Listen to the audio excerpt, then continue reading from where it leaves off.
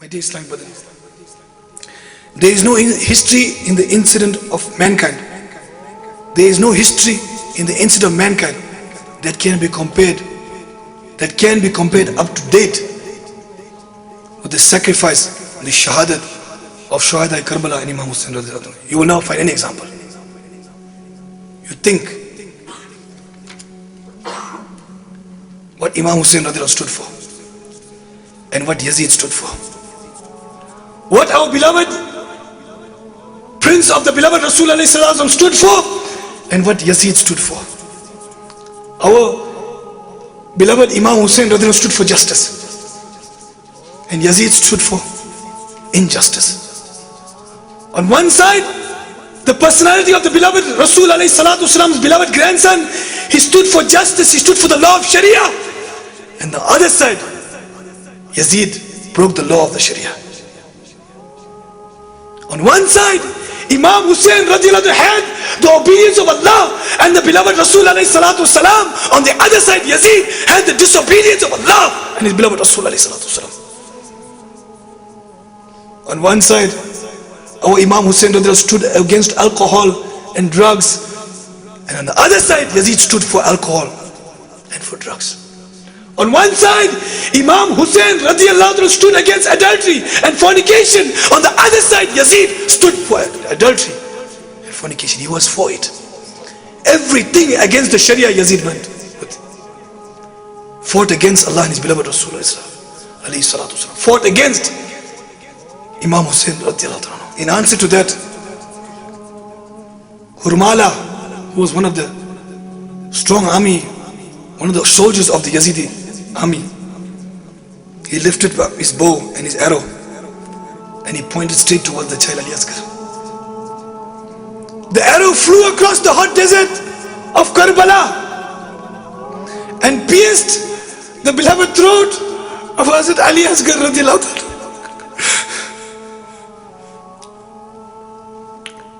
He was looking for water to quench his thirst, but now he quenched his thirst with his own blood.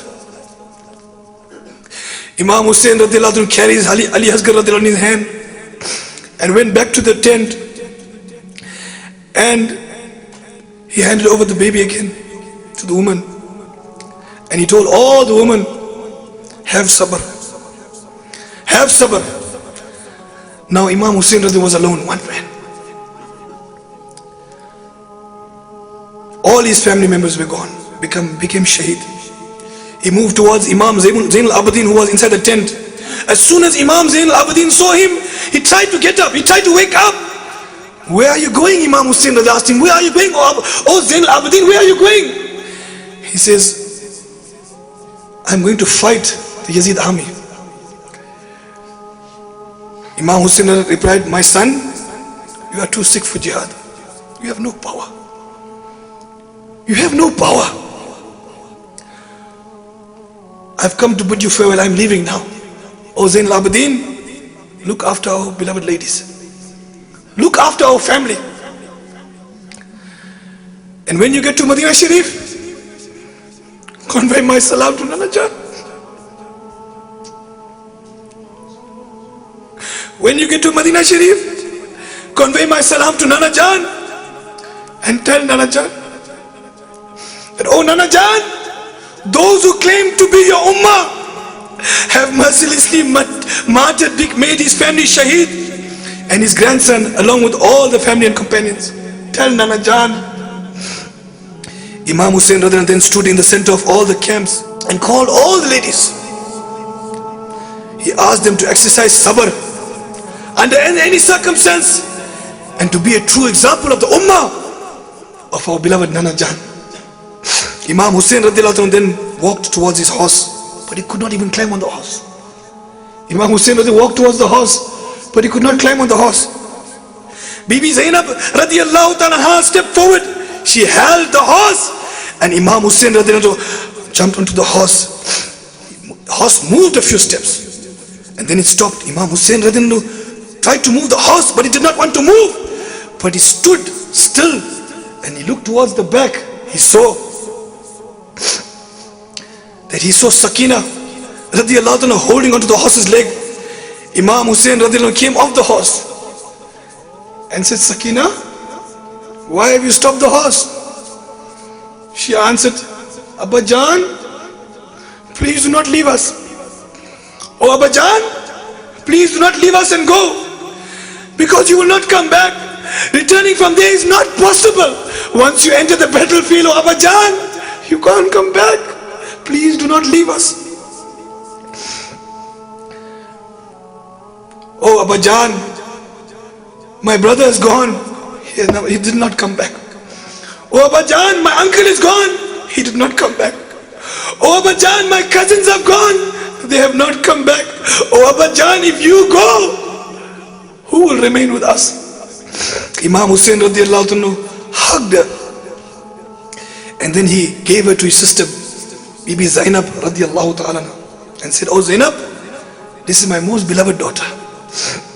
Look after her and do not let her feel like an orphan, and do not let her come near my body, for that will be a cause of a heartache. She'll have pain in her heart. Don't bring her near me. She replied, today, oh Abba Jan, today we are all becoming orphans. Alas, if only we could receive a death before this oppression. His daughter replied, oh Abba Jan, if only we can get death before this oppression. Imam Hussain radiallahu anhu said, you are the family of Sabr. Oh my daughter, you are the family of Sabr. Be satisfied with Allah, what Allah Ta'ala has destined for you, and always make shukr to Allah Azza wa Jal. Do not let a word of complaint come out from your lips. Imam Hussain radiallahu anhu, he went forth to the enemy. Before he started his fight, he announced all Yazidis. He was not afraid. He just wanted them to know that they must understand that this is the witness for Qiyamah. He announced to them, oh Yazidis, the kalima which you read, La ilaha illallah Muhammadur Rasulullah sallallahu ta'ala, my Nana Jan's kalima. He said that my Nana Jan said Hassan and Hussein, my two grandsons, will be the leaders of the youth in Jannah. Oh, you have killed the family members of the beloved Prophet sallallahu alaihi wasallam. Look towards your result. See what you have done. You are the people who sent, you are the people who called me. You sent me thousands of letters that you want to take bayat on my hand, and I must come to lead you in the right path. But you have become cowards.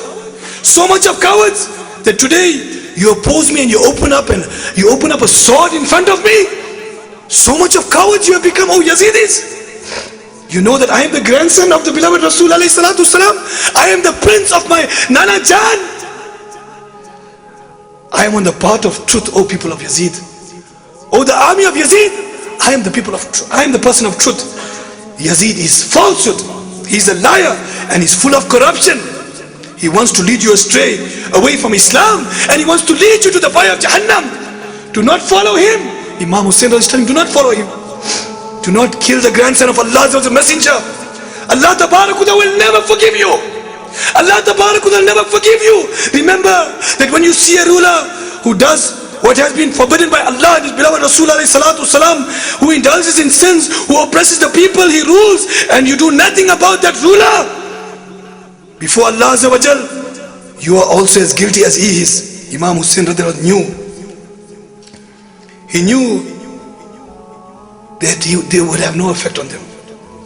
But he said this so that this would be a witness on the day of Qiyamah, that they knew what they were doing. They could not have excused that, Ya Allah, we did not know it was Imam Hussain radiallahu anhu. We did not know it was the grandson of the beloved. He wanted them to have no excuse. So when they killed him, Allah Ta'ala's lanat will come upon them and they will all be destined for the fire of Jahannam without any excuse.